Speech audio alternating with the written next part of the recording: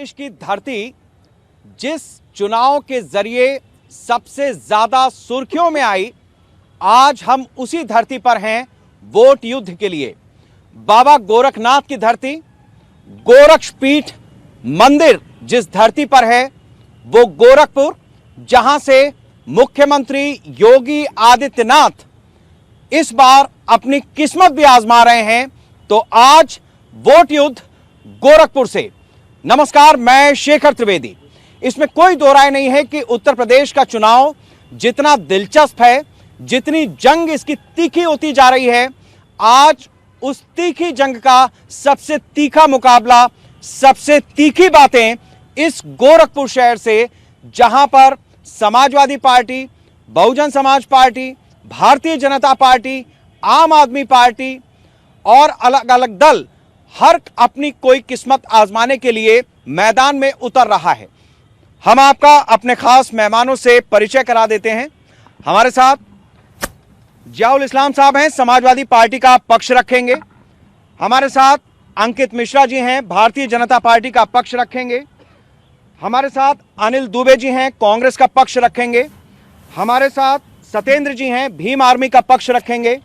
हमारे साथ अखिलेश पति त्रिपाठी जी हैं, आम आदमी पार्टी का पक्ष रखेंगे। और हमारे साथ ललित कुमार जी हैं, बहुजन समाज पार्टी का पक्ष रखेंगे। आप सभी मेहमानों का बहुत बहुत स्वागत है। लगातार इस बात की इस चुनाव के दौरान चर्चा चलती रही कि क्या उत्तर प्रदेश के मुख्यमंत्री योगी आदित्यनाथ मैदान में उतरेंगे और चुनाव लड़ेंगे। इस बात की जब चर्चा शुरू हुई तो कई अलग अलग स्थानों के नाम भी सामने आए। किसी ने कहा मथुरा से लड़ेंगे, किसी ने कहा अयोध्या से लड़ेंगे। लेकिन जब गोरखपुर की सदर सीट से उनका टिकट फाइनल हुआ, ये पता चला कि वो गोरखपुर से चुनाव लड़ेंगे, तो समाजवादी पार्टी ने आरोप लगाया कि भारतीय जनता पार्टी ने उनको उनके घर 10 मार्च से पहले ही भेज दिया है। तो शुरुआत आज इस चर्चा की समाजवादी पार्टी से। आपके नेता ने, अखिलेश यादव ने, मुख्यमंत्री योगी आदित्यनाथ को लेकर जैसे ही सीट टिकट फाइनल हुआ, ये कहा कि बीजेपी ने उन्हें पहले ही उनके घर भेज दिया। कुछ दिनों के बाद पता चला कि अगर योगी जी अपने किले में आए थे तो अखिलेश जी अपने किले के सबसे सुरक्षित किले के हिस्से में पहुंच गए हैं, मैनपुरी की करहल सीट। तो यह आरोप लगाने की जरूरत क्या थी? 10 मार्च भारतीय जनता पार्टी साफ। उत्तर प्रदेश के अंदर अब भारतीय जनता पार्टी का सफाया होना जा रहा है। देश का नौजवान परेशान है, किसान परेशान है, व्यापारी परेशान है। यही गोरखपुर की धरती है जहां एक व्यापारी व्यापार करने आया था, मनीष गुप्ता, जिसको पुलिस ने ठोको अभियान के तहत हत्या कर दिया। यही गोरखपुर है जिसके अंदर आज विकास के लिए एक आदमी परेशान घूम रहा है। गोरखपुर के अंदर रोजगार नहीं है। यही गोरखपुर है कि गोरखपुर के अंदर कोरोना काल में ऑक्सीजन के अभाव से और दवा के अभाव से लोगों की मृत्यु हो गई। अब जहां तक सवाल है गोरखपुर का, गोरखपुर से समाजवादी पार्टी की 9 से 9 सीट जीतने जा रही है और समाजवादी पार्टी की उत्तर प्रदेश में सरकार बनने जा रही है। इस्लाम साहब, मेरे सवाल का जवाब तो आपके पूरे जवाब में मिला ही नहीं। नहीं, मैं तो ये कह रहा था, तमाम टीवी चैनल दिखा रहे थे, आप ही दिखा रहे थे कि योगी जी मथुरा लड़ेंगे, योगी जी अयोध्या लड़ेंगे। तो मैं ये कहना चाहता हूँ योगी जी अयोध्या इसलिए नहीं गए कि अयोध्या उनके लिए सुरक्षित नहीं था। वहाँ भी समाजवादी पार्टी जीतने जा रही है। और अयोध्या तो इसलिए भी नहीं लड़ाया भारतीय जनता पार्टी ने उनको कि अयोध्या को देश के प्रधानमंत्री के लिए सुरक्षित रखा गया है। ठीक है, ये दिलचस्प होता है कि जब आप बीजेपी का सवाल बीजेपी वाले से पूछेंगे तो उसका जवाब समाजवादी पार्टी में आकर के मिलेगा। और जाहिर सी बात है कि मैं अखिलेश मैनपुरी से लड़ रहे हैं तो उसका जवाब बीजेपी के पास जब मैं पहुंचूंगा तो वहीं से मिलेगा। हम कांग्रेस की बात भी करेंगे। कांग्रेस इसलिए क्योंकि एक समय था जब इस गोरखपुर शहर में सोशलिस्ट भी जीते, जनता पार्टी के लोग भी जीते, फिर एक बीजेपी का दौर शुरू हुआ और वो दौर खत्म होने का नाम नहीं ले रहा है। कांग्रेस इस चुनाव में खुद को कहां देख रही है और कितना देख पा रही है? कांग्रेस इस बार ये देख रही है कि कांग्रेस इस बार सरकार में है। जिस तरीके से कांग्रेस पार्टी ने जनता के लिए कार्य किया है उसको लेकर के हम विश्वास में हैं कि जनता हमारे ऊपर विश्वास करने जा रही है और हमें सरकार में लाने जा रही है। जिस तरीके से प्रियंका गांधी जी, जो कि एक राष्ट्रीय नेता है और अंतर्राष्ट्रीय स्तर पे उनकी छवि है, वो उत्तर प्रदेश की गलियों में घूम घूम करके जब कार्य कर रही हैं, लखीमपुर खीरी में जब घटना होती है तो वो जाती हैं, सोनभद्र में घटना जब होती है तो वो दिल्ली से चली आती हैं, पर यहाँ के लोग वहाँ नहीं पहुँच पाते हैं। तो इस तरीके का कार्य जो गलियों गलियों में घूम करके हर आपदा में लोगों के साथ खड़ा होकर के जो प्रियंका गांधी जी ने कार्य किया है, उसी के दम पे हम लड़ाई लड़ रहे हैं और निश्चित रूप से उस दम पे हम सरकार में आने जा रहे हैं। और जिस तरीके से आपने 30 सालों से एक जो दौर बताया है कि कांग्रेस यहाँ पे समाप्त हो चुकी है, जब से कांग्रेस समाप्त हुई तब से उत्तर प्रदेश की स्थिति बद से बदतर होती चली जा रही है और अब पुनः जनता यह मान चुकी है कि अब सभी सरकारों को उसने देख लिया है, अब सभी लोगों को उखाड़ के फेंकने का समय आ चुका है और कांग्रेस को पुनः स्थापित करने का समय आ चुका है और कांग्रेस ही जब आएगी तभी उत्तर प्रदेश की तस्वीर बदल सकेगी। वैसे गोरखपुर शहर में जो गोरखपुर विधानसभा है, इसमें 9 कंस्टिट्यूएंसी आती है, 9 विधानसभाएं आती हैं। सदर से मुख्यमंत्री योगी आदित्यनाथ चुनाव मैदान में हैं। पार्टियों ने अपने अपने कैंडिडेट्स अलग अलग सीट पर डिक्लेयर कर दिए, लेकिन चूंकि सीएम कॉन्स्टिट्यूएंसी है गोरखपुर, इसलिए सबकी नज़र इस बात पर है कि योगी जी के सामने कौन होगा। समाजवादी पार्टी ने अभी अपना जो नाम है, जो चेहरा है कैंडिडेट का, उसको बचा करके रखा हुआ है, लेकिन एक चेहरा सुर्खियों में आ गया भीमसेना से चंद्रशेखर रावण का, और उन्होंने ये ऐलान किया कि हम योगी आदित्यनाथ के खिलाफ चुनाव लड़ेंगे और गोरखपुर में उन्होंने अपना डंका पीटा है।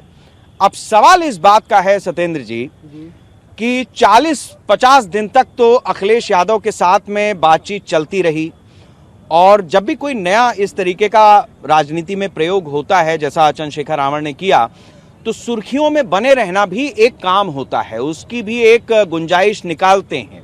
तो क्या आपको लगता है कि ये जो नॉमिनेशन यहां से फाइल हुआ है उसका कोई नतीजा ऐसा भी होगा जो चौंकाने वाला होगा, या आपको लगता है कि ये सुर्खियों का खेल है और चंद्रशेखर हैं, चंद्र भी हैं, शेखर भी हैं और रावण भी हैं, तो इसलिए एक ये दांव चल दिया? सबसे पहले तो आप लोग बाहर से आए, गोरखपुर के स्मार्ट सिटी में आप लोगों का स्वागत है और हम चाहेंगे कि आप लोग एक बार स्मार्ट सिटी का दौरा भी करें और मंदिर के पीछे जाकर के विशेष दौरा करें, जिससे कि आप लोग भी गोरखपुर के विकास में और बाबा जी के विकास में चीजें समझ पाए। और चंद्रशेखर जी की जहां तक बात है, इनका कोई पॉपुलरिटी का मामला नहीं है। आप खुद जो है किस बात को जानते हैं कि टाइम्स ने जो है कि इनको 100 उभरते देश, विश्व के 100 उभरते नेताओं में इनको स्थान दिया था। इतने बड़े अखबार जो है कि उनको स्थान देता है, इतनी बड़ी मैगजीन स्थान देती है, तो उनका इस तरह का कोई स्टैंड नहीं है। और जहां तक गोरखपुर की बात रही, गोरखपुर की जनता चंद्रशेखर के साथ है। और यहाँ पर उनका जो दबदबा है वो तो पश्चिम में है, वो आ गए पूर्वांचल में और योगी जी के सामने। चंद्रशेखर कोई विशेष व्यक्ति नहीं, चंद्रशेखर आजाद जो है कि एक अम्बेडकरवादी विचारधारा के वाहक हैं। और अम्बेडकरवादी विचारधारा जो है कि पूरे देश में है। उसी विचारधारा के तहत हम लोग गोरखपुर में पूरे मजबूती के साथ जो है कि लगातार काम किए हैं और समय समय पर जो है कि हम लोग रोड पर भी दिखाई दिए हैं। ठीक है, हमारे पास लोग हैं, हमारे पास बेहतर संगठन है और इस चुनाव में हम बेहतर परिणाम देंगे। और जहां तक बाबा जी की बात है, तो बाबा जी जो है कि आराम से अपना मठोट संभालेंगे, इनके बस की राजनीति है नहीं। ठीक है, ये भीमसेना की तरफ से जवाब आ गया है। और एक दिलचस्प चीज है, उसको छोड़िएगा मत, चूंकि अम्बेडकरवादी होने का एक दावा भीमसेना की तरफ से आया है, तो ऐसे में ललित जी से जवाब लेना जरूरी है, क्योंकि बहुजन समाज पार्टी आमतौर पर दलितों की एक ऐसी पार्टी मानी जाती है जिसे कांशीराम जी ने बड़े मनोयोग से खड़ा किया। जो भीमसेना की तरफ से बात कही गई है, मैं ये देख रहा हूं कि दलित वोट बैंक को लेकर के खास तौर पे एक खींचतान मची हुई है। उसमें कांग्रेस, बीजेपी, एसपी, आम आदमी पार्टी, हर कोई अपना एक हिस्सा देख रहा है। लेकिन ये बात भी सही है कि आपका हाथी चाहे जितना भी दुबला हो जाए वो हिरन नहीं होता है, और 18-20% के हिसाब से वो हर चुनाव में खड़ा हो जाता है, चाहे लोकसभा हो चाहे विधानसभा का हो। तो ऐसे में जो इस तरीके के नए राजनीतिक दल आ रहे हैं, जो चेहरे आ रहे हैं, उनको आप कहां पा रहे हैं, और बहुजन समाज पार्टी गोरखपुर में और प्रदेश में क्या कर पाएगी? सर, जो ऐसे लोग आ रहे हैं ना, वो उनका एक ही उद्देश्य है कि वोट को काटो। तो वोट को काटने का काम कौन करा रहा है ये जग जाहिर है। ऐसे लोग ओबीसी साहब भी आ रहे हैं, ये भी आ रहे हैं, उधर भी वोट काटने का काम हो रहा है, इधर भी वोट काटने। वोट काटो तो दूसरे को फायदा होगा, फायदा किसको होगा ये भी मालूम है। तो इनका काम है वोट काटना। जहाँ तक बात है कि बहन जी का, तो बहन जी का विश्वास जनमानस में है। एक बार तो नहीं, 3-3 4-4 बार सरकार बहन जी ने बनाई है। सरकार बना के चला के दिखाई है कि जो शासन व्यवस्था बहन जी के शासन व्यवस्था में थी, अगर बहन जी को 100% में मानते ना तो 10-20% लोग उस तरह का शासन नहीं दे पाए। इस चर्चा में आज हमारे साथ एक और खास मेहमान हैं। अखिलेश जी, मैंने आपकी तरफ से ही डांट लगा दिया आपके प्रत्याशी को। मैं ये जानना चाहता हूं कि आम आदमी पार्टी दिल्ली में तो अपना जोर दिखा रही है, कभी धरने प्रदर्शन पे भी बीच बीच में केजरीवाल जी बैठ जाते हैं। यहाँ मतलब कितने राज्य वो संभालेंगे? कोई चेहरा ना पंजाब में दे रहे हैं ना उत्तर प्रदेश में दे रहे हैं, कितनी जगहों पर वो संभालेंगे? कौन कौन से प्रदेश संभालेंगे? देखिए, आपको बता दें कि ये तो पहली बात छोड़ दीजिए कि पंजाब में हमारा चेहरा बहुत ही ओजस्वी वक्ता, पंजाब के लिए दिन रात जीने वाले भाई भगवंत मान जी को घोषित किया गया। और आप देख रहे हैं पूरा मतलब उत्तर प्रदेश में नजर है अब आपकी, पंजाब उनकी तरफ उमड़ गया है। पंजाब में सरकार बनने जा रही है। गोवा में हमने चेहरा दिया है, जिस भंडारी समाज को कोई कभी वहाँ प्रतिनिधित्व नहीं दिया, वहाँ पर आदरणीय केजरीवाल जी ने वहाँ मुख्यमंत्री घोषित किया है पालेकर जी को। हमने उत्तर प्रदेश में इस 4 साल के कालखंड में देखा जाए, योगी जी का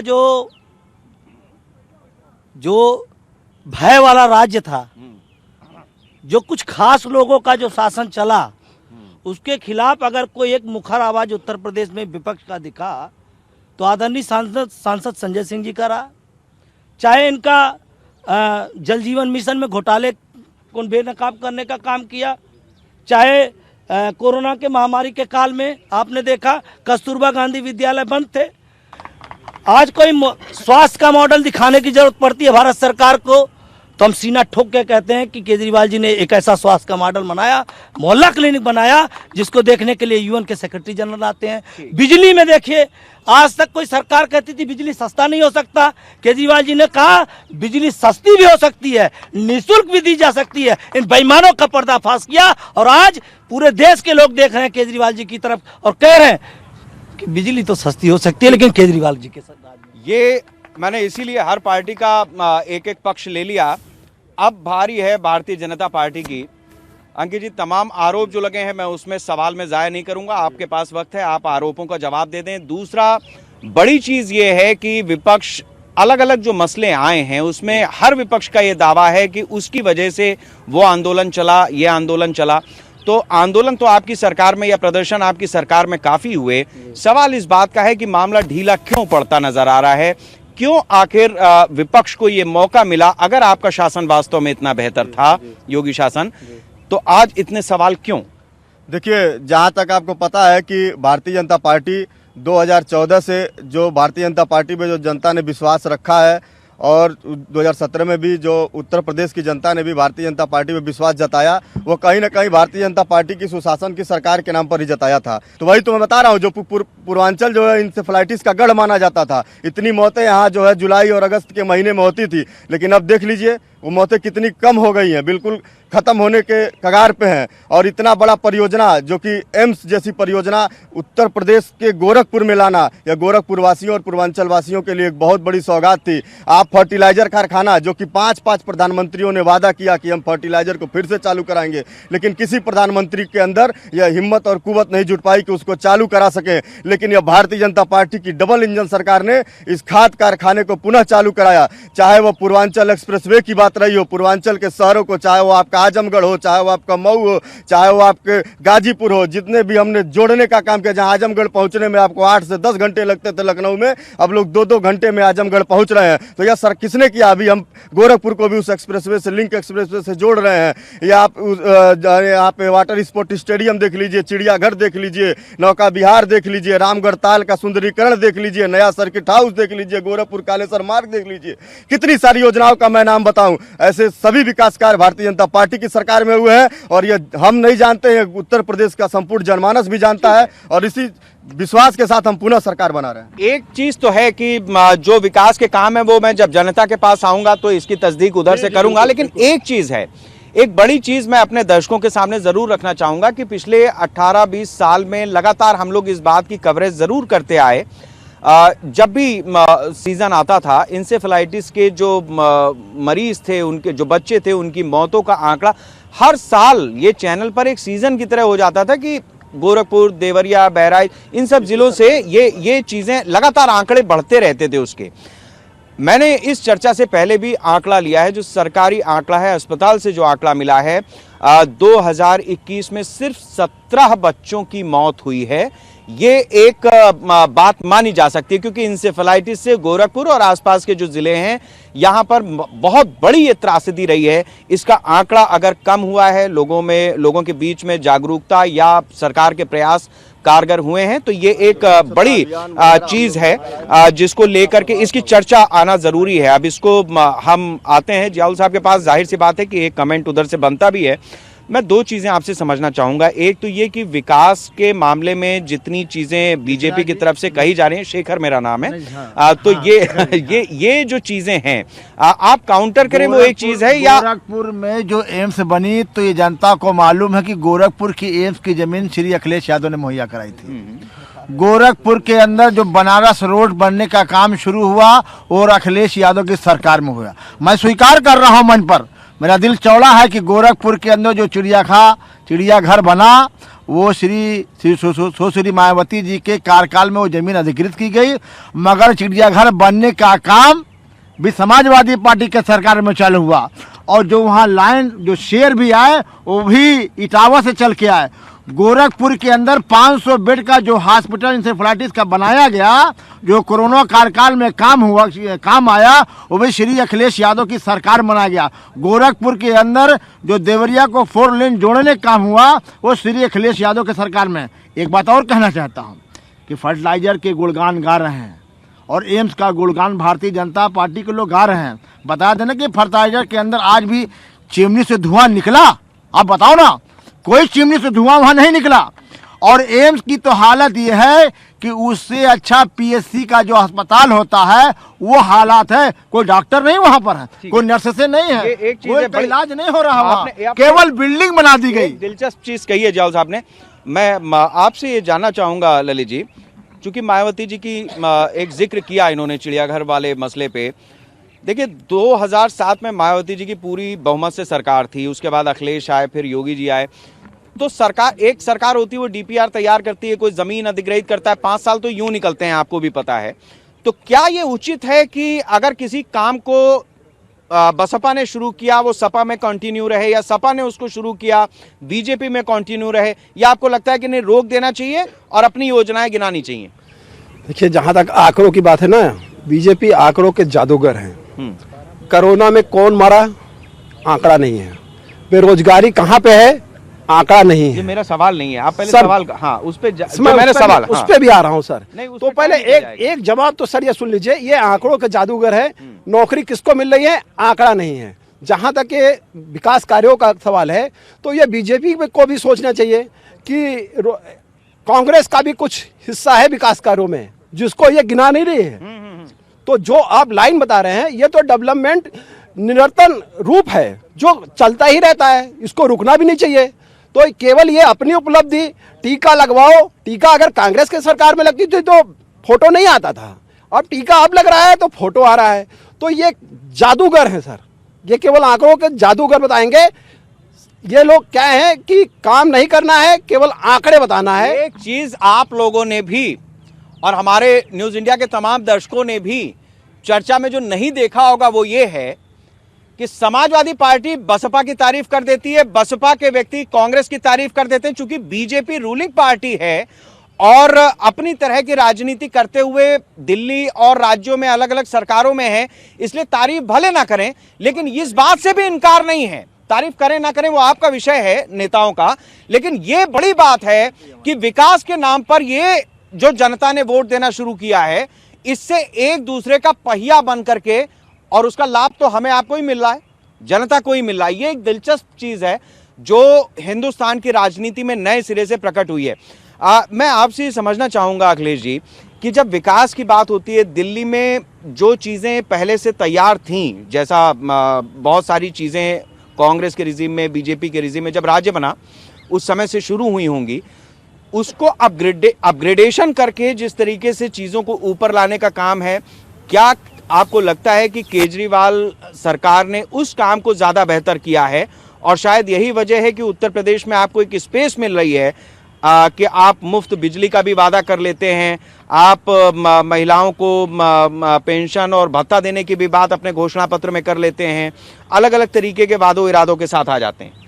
देखिए, पहली बात तो आपको बता दूं कि आदरणीय केजरीवाल जी के नेतृत्व में कोई अपग्रेडेशन का काम यहाँ की सरकार की तरह नाम बदल के नहीं करने का काम किया गया। आदरणीय केजरीवाल जी के समय में शिक्षा पर बेसिक काम किया गया। आज वहाँ पर स्कूलों का मॉडल पूरे दुनिया में चर्चा का विषय, पूरे भारत देश में चर्चा का विषय। वहाँ की बिल्डिंगें देख लीजिए, इंफ्रास्ट्रक्चर देख लीजिए, वहाँ स्विमिंग पूल है, वहाँ पर स्टेडियम है। और इसके साथ साथ जो बच्चों का शैक्षणिक सत्र का जो परिणाम है वो प्राइवेट स्कूलों से 20% बेहतर आया हुआ है। ये साबित करता है कि सर्वांगीण विकास शिक्षा के क्षेत्र में हुआ। मोहल्ला क्लिनिक एक नया सा कॉन्सेप्ट लाया गया जो भारत में एक शिक्षा के क्षेत्र, चिकित्सा के क्षेत्र में एक अग्रणी पहल कर रहा है। आज उससे अन्य प्रदेशों के लोग सीख रहे हैं, देश के लोग सीख रहे हैं। यूएन के सेक्रेटरी जनरल कहते हैं कि मोहल्ला क्लिनिक का मॉडल एक ऐसा मॉडल है जो पूरे दुनिया में लागू होना चाहिए। आज अरविंद केजरीवाल जी का जो बिजली का मॉडल है, हमने कोई लीपापोती नाम बदलने का काम नहीं किया है उत्तर प्रदेश की सरकार की तरह। हमने वहां पर बताया कि अगर ईमानदार नियत की सरकार हो, अरविंद केजरीवाल जी की विचारधारा की सरकार, तो बिजली फ्री दी जा सकती है, आधे रेट पे दी जा सकती है और इन नेताओं का भ्रष्टाचार का खुलासा किया जा सकता है। नहीं, मैं आता हूं नहीं आता हूं, मैं जवाब आपसे लूंगा, मैं जवाब लूंगा आपसे, सारा समय नहीं दे सकता, ऐसा मत करिए प्लीज। मैं आपसे ये समझना चाहूंगा कि मैं जिस तरीके से अभी जिक्र आ रहा है उत्तर प्रदेश के डेवलपमेंट का, जिस तरीके से प्रियंका गांधी ने जोर लगाया है, लड़की हूं लड़ सकती हूं के नारे के साथ आई हैं, लेकिन उसके बाद एक स्थिति ये भी बनती है कि एक दिन प्रियंका गांधी जब घोषणा पत्र लाती हैं, संकल्प पत्र लाती हैं, तो वो कहती हैं कि नहीं मैं ही चेहरा हूं, अगले दिन वो पलट जाती हैं। कई लोग ऐसे हैं कांग्रेस के जो इधर उधर चले जाते हैं। तो ये कंफ्यूजिंग की भी स्टेट है कि आपके जो टॉप लीडर्स हैं वो स्टेबिलिटी के साथ अपनी बात को शायद नहीं कह पा रहे हैं। देखिए, इसका मैं जवाब अभी आखिरी में देता चलूंगा। पहले मैं शुरुआत करता हूं। आपने कहा कि यहाँ पे सपा बसपा की तारीफ कर रही है, बसपा कांग्रेस की तारीफ कर रही है। देखिए, तारीफ कोई नहीं कर रहा है, जो सही कार्य जिसने किया उसका नाम ले रहा है। अगर मायावती के रिजीम में यहाँ पे चिड़ियाघर बना तो हम उसकी तारीफ क्या कर रहे हैं, बना। अब ये इसका क्रेडिट लेने का काम करेंगे तो हम क्या कर सकते हैं? जैसा कि इन्होंने कहा कि पुनः चालू कर दिया, तो सपा से ये सवाल आया कि चिमनी जली क्या? तो ये कोई तारीफ नहीं है, पर पुनः अगर चालू किया है तो उसको बनाया किसने था? कांग्रेस की सरकार में बना था। अगर यहाँ पे ये बात करते हैं, गोरखपुर में दो चीजों का नाम आता है हमेशा, जब भी आप देखेंगे एम्स का नाम आता है, एक बड़ा कार्य हुआ। तो एम्स जो है कब बना था? क्या 2017 के बाद बनाया? योगी जी बनाए हैं? इसका जवाब इनको देना चाहिए। अगर आप फर्टिलाइजर की बात करेंगे, फर्टिलाइजर कांग्रेस के समय में बना था। आप यहाँ पे नौका विहार चले जाएंगे, अरे आप देखिए बीच में बोल रहे हैं, यही लोकतंत्र का सम्मान ये कर रहे हैं, ठीक है। तो मैं वही आपको बता रहा हूं। आप यहाँ नौका विहार पे चले जाइए, उसकी नींव किसने रखी थी? तो वो सारे कार्य जो है कांग्रेस के रिजीम में पहले से चल रहा था, उसको थोड़ा सा विकास का कार्य है बढ़ता चला गया है। ये केवल और केवल झूठ बोलने का कार्य करते हैं। अगर आप शिक्षा की बात करेंगे तो पूर्वांचल का ऑक्सफोर्ड कहे जाने वाला गोरखपुर विश्वविद्यालय आज त्राहिमाम त्राहिमाम कर रहा है। वहां का शिक्षक आंदोलन कर रहा है, वहां का छात्र आंदोलन कर रहा है, वहां का कर्मचारी आंदोलन कर रहा है। और योगी आदित्यनाथ जी जब आते हैं तो छात्रों को एक अलग तरफ बंद किया जाता है, शिक्षकों को अलग तरफ बंद किया जाता है, कर्मचारियों को धमकी दी जाती है। तो यही काम योगी आदित्यनाथ जी करते हैं और कोई कार्य नहीं करते हैं। अगर आपने अभी इंसेफेलाइटिस की बात की, आप चलिए, मैं आपको खुला चैलेंज देता हूं, आप चलिए इंसेफेलाइटिस वार्ड में, वहीं एक ही जगह पे कोरोना के मरीज रखे जा रहे हैं, इंसेफेलाइटिस के मरीज रखे जा रहे हैं और कोई आंकड़ा जिला प्रशासन नहीं जारी करता है। तो इनके अगर आंकड़ों पे जाएंगे तो आपसे बड़ा दिग्भ्रमित होने वाला इंसान कोई नहीं होगा। इसी कोरोना काल में में जब रात दिन लाशें जला करती थी तो गोरखपुर प्रशासन आंकड़ा जारी करता था कि एक व्यक्ति की मौत हुई जिसकी उम्र 69 साल है और तमाम नौजवान मर गए, लाशें जलती रह गई। लोग लाइन में लाश को लेके खड़े थे कि हमारा नंबर कब आएगा कि हम अपने परिवार के लाश का दाह संस्कार कर सकेंगे। तो यह भयावह स्थिति, आप मेरी बात सुनिए, यह भयावह स्थिति पहली बार हम लोगों ने देखा है और इसकी जिम्मेदार भारतीय जनता पार्टी है। एक चीज ये भी है कि इससे अब आगे बढ़ते विकास के मामले पे आपने देख लिया कि जाहिर सी बात है कि 1947 में जब हम आजाद हुए, सरकार कांग्रेस की बनी, तो लंबे समय तक ये करा, विकास निरंतर की प्रक्रिया है।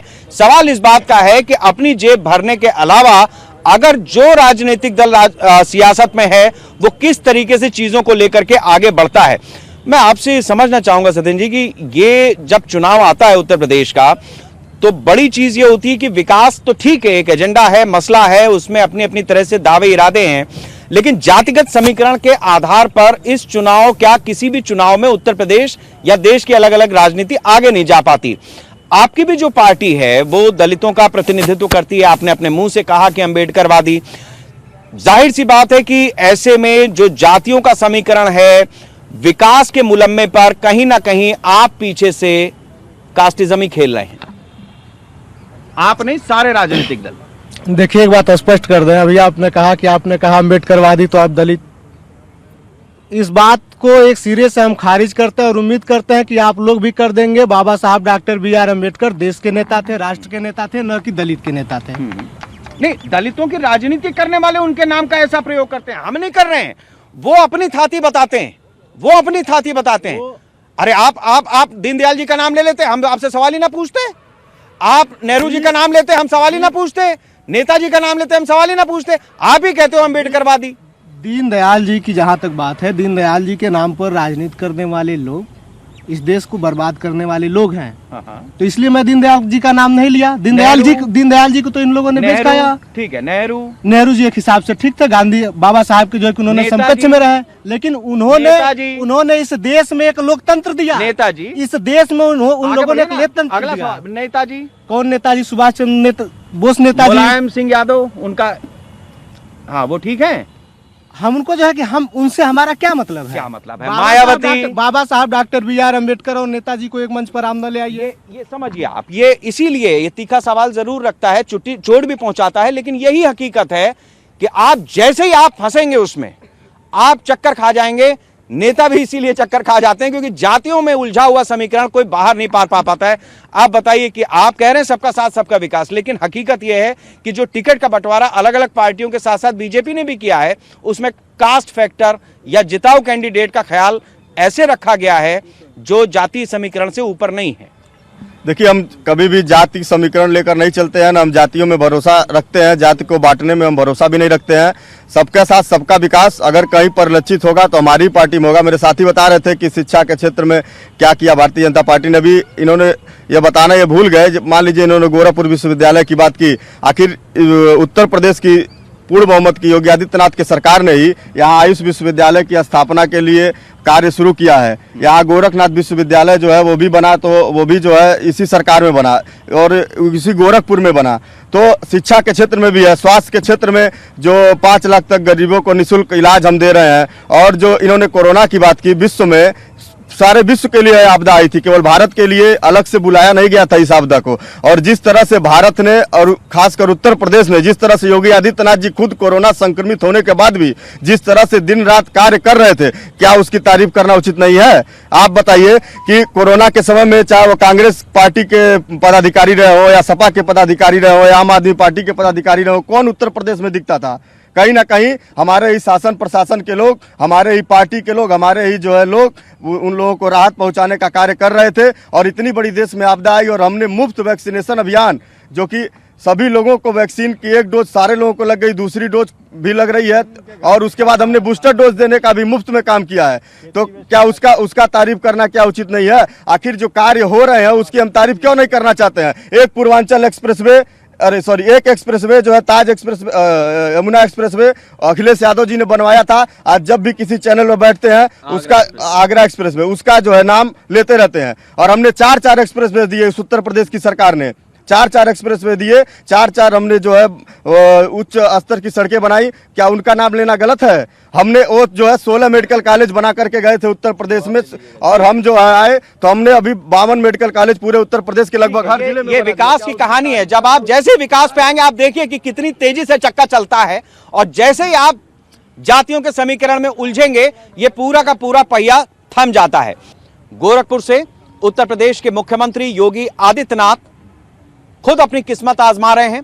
गोरखपुर को लेकर के बीजेपी की तरफ से तमाम विकास के दावे हैं, कई भविष्य की घोषणाएं हैं, और अलग अलग पार्टियों की तरफ से पूरा दमखम भी लगाया जा रहा है इस गोरखपुर शहर में, जहां 9 में से 8 विधानसभा सीटों पर भारतीय जनता पार्टी का कब्जा रहा। 2017 में सिर्फ एक चिल्लूपार की विधानसभा ऐसी थी जहां पर एक बाहुबली का दबदबा लगातार कायम रहा, और जब उसको लगा कि उसका किला दरक रहा है तो उसके बाद वो पार्टियों के साथ चले गए, और 2007 के और 12 के चुनाव हारने के बाद फिर बहुजन समाज पार्टी और अब सपा से विनय शंकर तिवारी अपनी किस्मत चिल्लूपार से आजमाएंगे।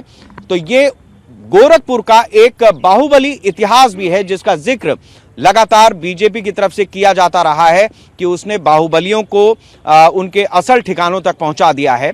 हम इस सेशन की शुरुआत जनता के बीच से करेंगे और ये समझने की कोशिश करेंगे कि आखिर गोरखपुर के मसले हैं क्या। आप बताइए भाई, क्या है गोरखपुर का, क्या मसला है? विकास हुआ, नहीं हुआ, क्या चाहिए गोरखपुर को? गोरखपुर को तो शिक्षा, रोजगार, ये व्यवस्था चाहिए, लेकिन क्या हुआ?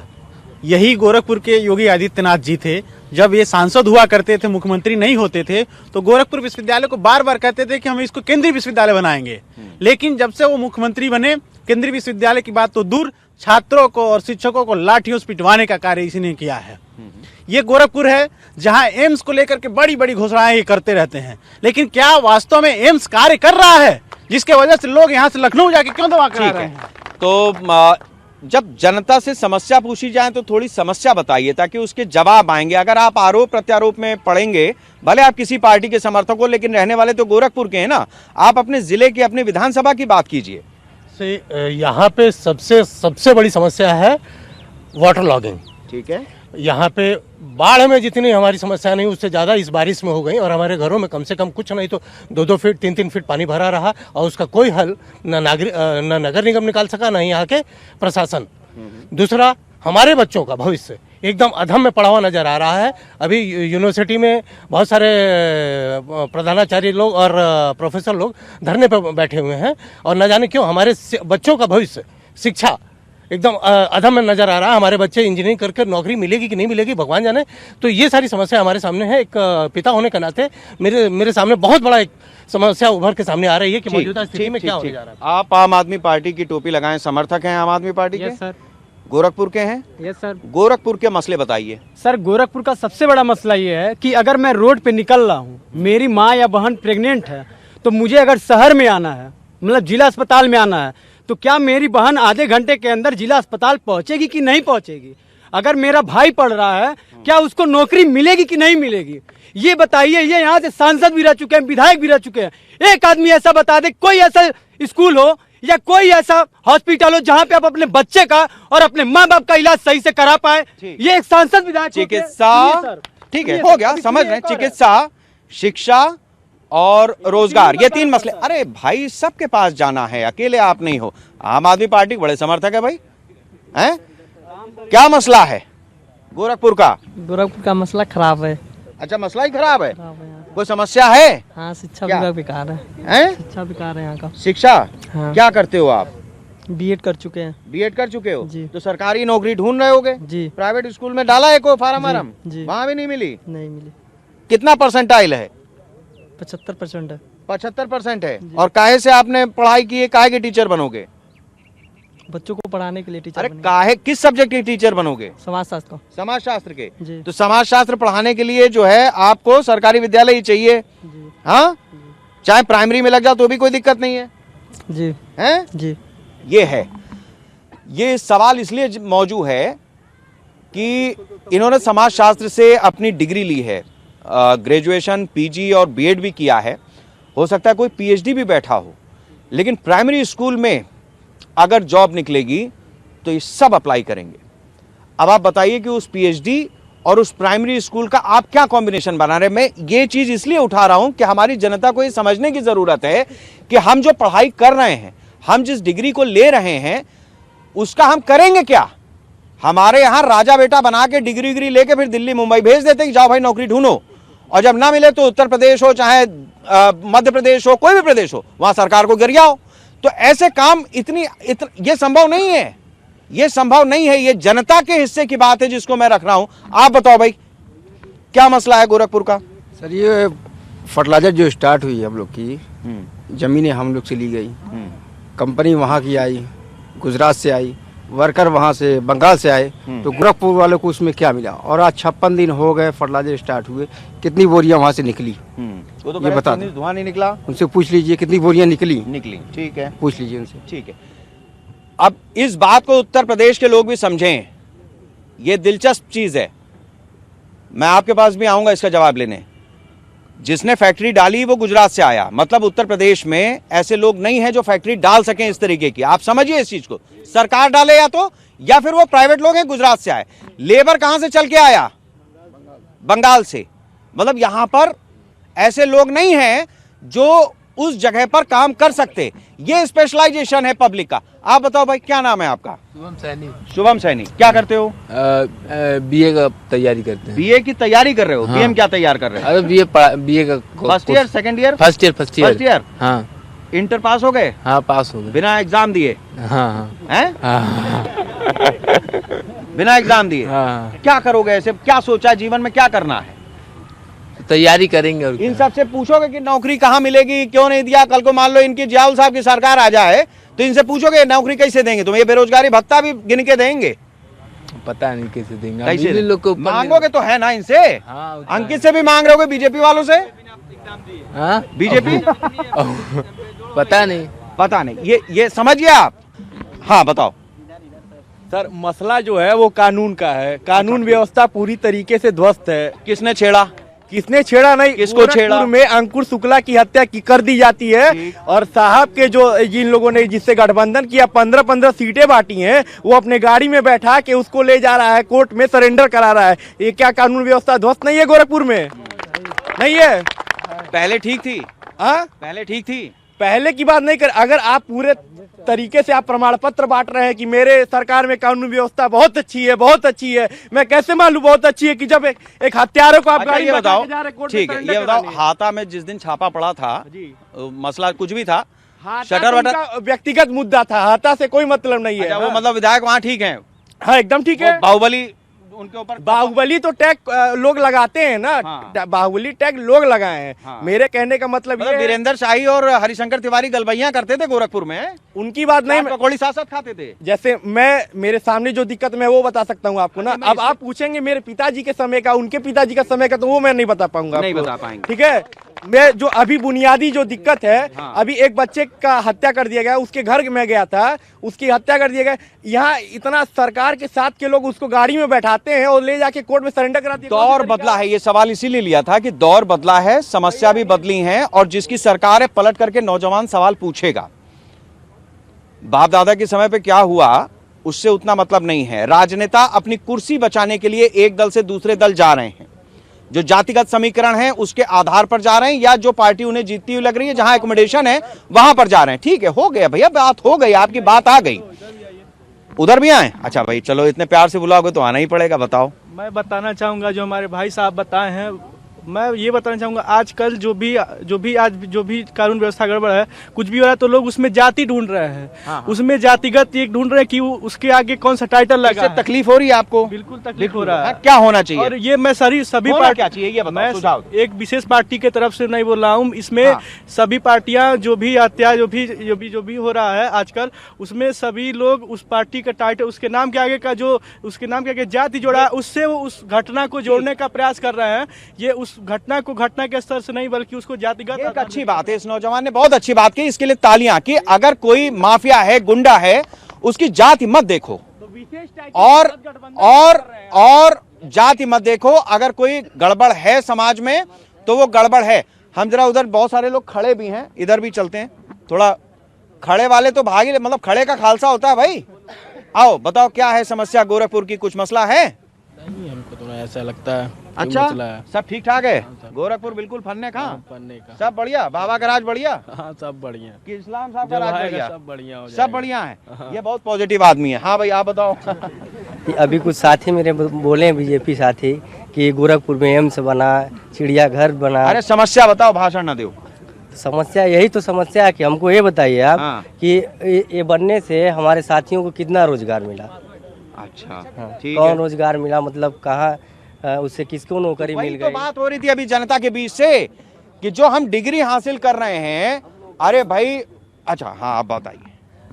मैं पटरी व्यवसायी संघ का अध्यक्ष हूँ जी, और अभी बड़े बड़े बातें हो रही थी यहाँ पे। हाँ। आप पूछ रहे थे समस्या क्या है। हाँ। तो सबसे बड़ी समस्या इस देश प्रदेश में भाजपा है। अच्छा। योगी जी जिन पटरी व्यवसायियों के बदौलत आज मुख्यमंत्री हैं, जब सड़कों पे कभी कोई कार्यक्रम होता था तो सबसे पहले लाठी यही पटरी वाले जेल ही जाते थे। आप कभी गोरखपुर में पहले आए होंगे तो देखे होंगे सारे ठेले पे पहले केसरिया झंडा लगा रहता था। आज मुख्यमंत्री है, एक झंडा आप देख लीजिएगा तो बताइएगा आप हमको। पहली चीज। दूसरी चीज, ये कहते हैं भ्रष्टाचार पूरे प्रदेश में खत्म हो गया। आप जाइए, रुस्तमपुर दुकान पटरी वालों की बनी है, ट्रांसपोर्ट नगर बनी है, कचहरी बस स्टेशन बनी है। एक तो 30,000 पटरी वाले हैं, 436 दुकानें बनी। नगर आयुक्त ने अलग बेचा, डीएम ने अलग बेचा। मुख्यमंत्री का ड्रीम प्रोजेक्ट उनके गृह जनपद में। आप अंदाजा लगा सकते हैं कितना बड़ा भ्रष्टाचार है। ये जनता जागरूक है। आप समझिए कि एक समय तो ऐसा था कि डीएम के यहाँ एप्लीकेशन देनी होती तो 10 लोगों को साथ में लेना पड़ता था, लेकिन अब वैसी स्थिति नहीं है। ठीक है, अभी बात हो रही है। आप बताइए कि गोरखपुर का क्या है मसला, किस तरीके से आप यहाँ पर चीजों को देख रहे हैं? धन्यवाद आपने मौका दिया बात करने के लिए। ये सभी पार्टियां अपने अपने विचार रख रही हैं, सबका अपना एक मैनिफेस्टो है और सब दावा करती हैं कि हम अच्छा काम कर रहे हैं। लेकिन जहां तक मेरा मानना है कि बुनियादी समस्या तो सब अपने जगह पर है, सब याद रखते हैं। इस समय सारे लोग बात कर रहे हैं कि शिक्षा की समस्या है, रोजगार की समस्या है, चिकित्सा की समस्या है, लेकिन ये गोरखपुर है, ये समझना पड़ेगा। ये योगी का गढ़ है और जब चुनाव आता है और कोई भी लोग जब होते हैं और वोट देने के लिए जाते हैं तो एक बार योगी की तरफ देखते हैं कि योगी के मान सम्मान की बात है। उस समय सारी समस्याएं लोगों को भूल जाती हैं। इस समय केवल याद आ रहा है, जब वोट देने जाएंगे तो इसी में से बहुत सारे को याद नहीं रहे। ठीक है, ये एक फिलॉसफी की बात हो गई कि कौन क्या याद रखेगा। अब इतने सारे समर्थक हैं, इनका जो बात थी उससे आगे बढ़ते हैं। अब हम वापस इसी मन से अब चलते हैं। एक चीज ये बताइए कि जो अभी लोगों से बात हुई, चिकित्सा, शिक्षा, रोजगार, और जो नौजवान है खासतौर पर, वो पीछे मुड़ करके देखना भी नहीं चाहता है, उसकी एक नई उम्मीद है। बहुजन समाज पार्टी ने इस बार बहुत सारे उसके लीडर्स छोड़ करके गए और तकलीफ की बात ये रहती है कि आपके पार्टी के विधायक अक्सर अलग अलग राज्यों में और उत्तर प्रदेश में भी टूट जाते हैं, सरकारें किसी और की बनवा देते हैं। तो ऐसे में जो नए एक्सपेरिमेंट्स इस बार बहन जी ने किए हैं, क्या लग रहा है कि वो कितना सक्सेसफुल होंगे? और आपको लगता है कि जो बातें यहां से निकल करके आ रही हैं उसका कोई रोड मैप, क्योंकि आप कैडर बेस्ड पार्टी हैं, अंदर खाने जो चल रहा हो अगर आप कुछ चर्चा में लाएं? सर सबसे बड़ी बात जो कह रहे हैं, लोग छोड़ के गए, लोग छोड़ के जाते हैं, लेकिन हमारा वोट कहीं छोड़ के नहीं जाता है। वोट हमारा वहीं का वहीं रहता है और बढ़ता ही है, क्योंकि बहन जी सर्वजन सुखाय सर्वजन हिताय की बात करती हैं। तो जो अपने शासनकाल में उन्होंने बैकलॉग की भर्ती खोली और जिसको अच्छा 8 पास भी नहीं था उसको भी परमानेंट नौकरी दी। इसलिए नहीं कि 8,000, 7,000, 6,000 की नौकरी वो भी कॉन्ट्रैक्ट बेसिस पे दी।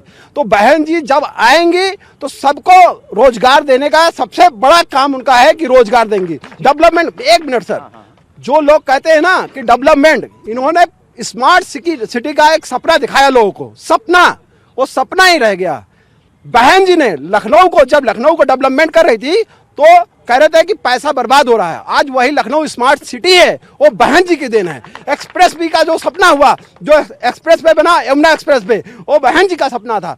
जो बहन जी ने स्टार्ट किया उसको आगे बढ़ा रहे हैं लोग। ठीक है, लेकिन जो बहन जी का विजन है किसी के पास नहीं है।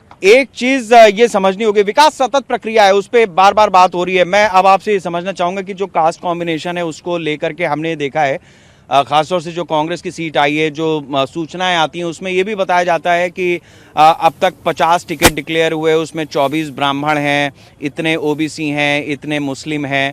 तो कहीं ना कहीं कांग्रेस एक तरफ आगे एक पैर बढ़ा रही है और 2 कदम पीछे खींच रही है। जनता की बात से आपको ये समझ में आया होगा? नहीं, जनता की बात से ऐसा कुछ समझ में नहीं आया। और कांग्रेस ने जाति का, आप बताइए कांग्रेस ने कब किसी जाति के आधार पे बनी हुई पार्टी के साथ गठबंधन करने का काम किया है? कभी नहीं किया है। बाकी लोग कर रहे हैं। आज आप देखिए जो एक सवाल आया है और कि अंकुर शुक्ला की हत्या आप हो ये गई। कह रहे हैं आपने समाजवादी पार्टी का भी समर्थन किया है, लिया भी है, बसपा का किया भी है, लिया भी है, तो वो देखिए वो आम जनमानस की पार्टियां हैं। वो ऐसा नहीं है कि केवल एक जाति के आधार पे राजनीति करने वाली हैं। भारतीय जनता पार्टी ढूंढ ढूंढ करके अगर कोई भी व्यक्ति है जो अपने जाति के आधार पे राजनीति कर रहा है उसको बुला करके बैठा करके समन्वय बना करके उसके साथ राजनीति में लग जा रही है। केवल जो राजनीति में जाति के ठेकेदार बने हुए हैं उनके साथ जुड़ करके और बात करेंगे और कहेंगे जातिवाद मिटाने। आरपीएन सिंह क्यों चले गए आपके पड़ोस से?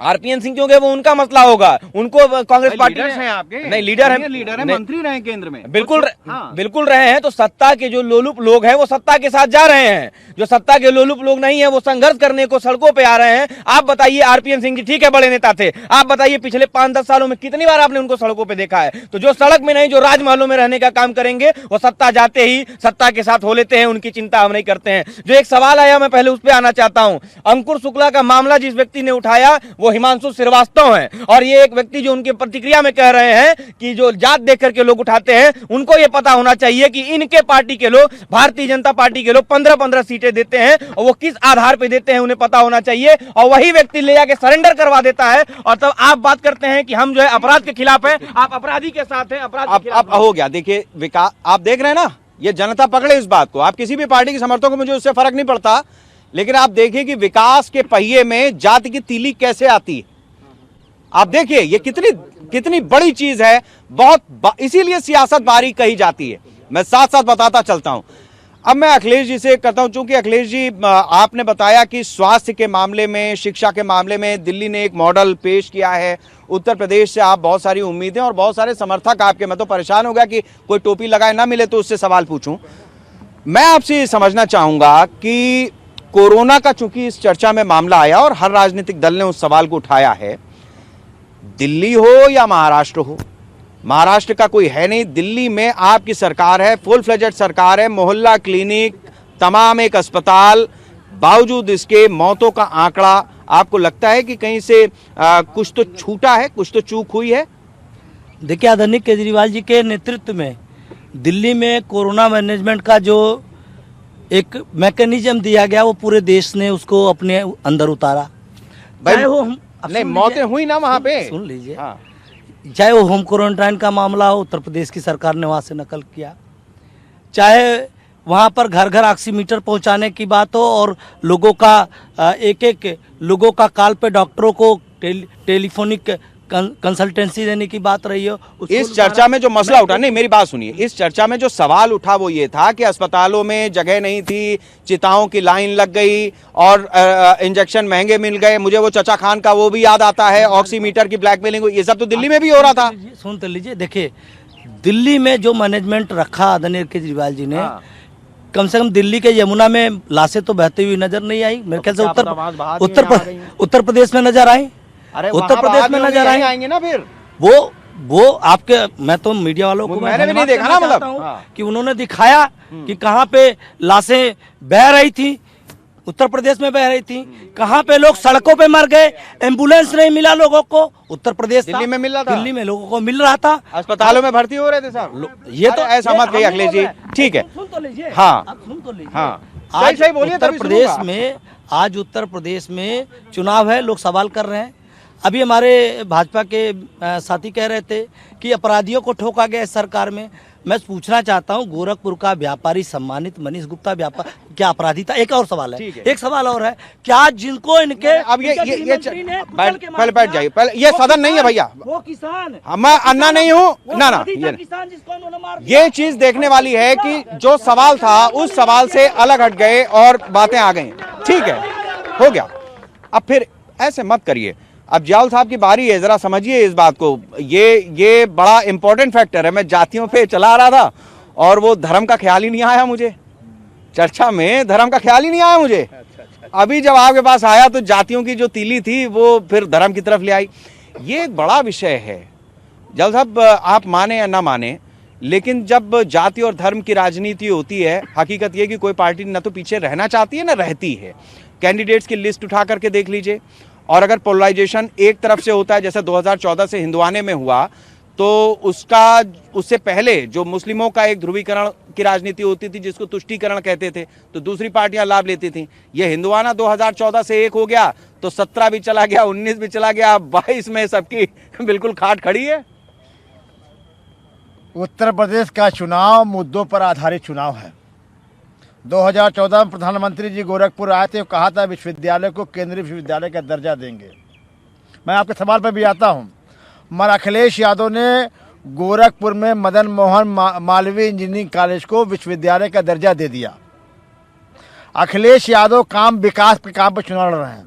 शिक्षा की बात हो रही है, शिक्षा में अखिलेश यादव ने सबसे बड़ा काम शुरू किया कि नौजवानों के हाथ में, चाहे वो पिछड़ी जात का आदमी हो, चाहे अगली जात का हो, चाहे माइनॉरिटी का हो, चाहे वो मेजॉरिटी को हो, सबके हाथ में लैपटॉप देने का काम श्री अखिलेश यादव ने कहा, और नौजवानों को पूरी दुनिया से जोड़ने का काम श्री अखिलेश यादव ने किया। अब आ जाइए आपके सवाल के बाद। समाजवादी पार्टी ने तमाम जातियों को सहभागिता दिया है और तमाम मजहब के मानने वालों को भी सहभागी बनाया है।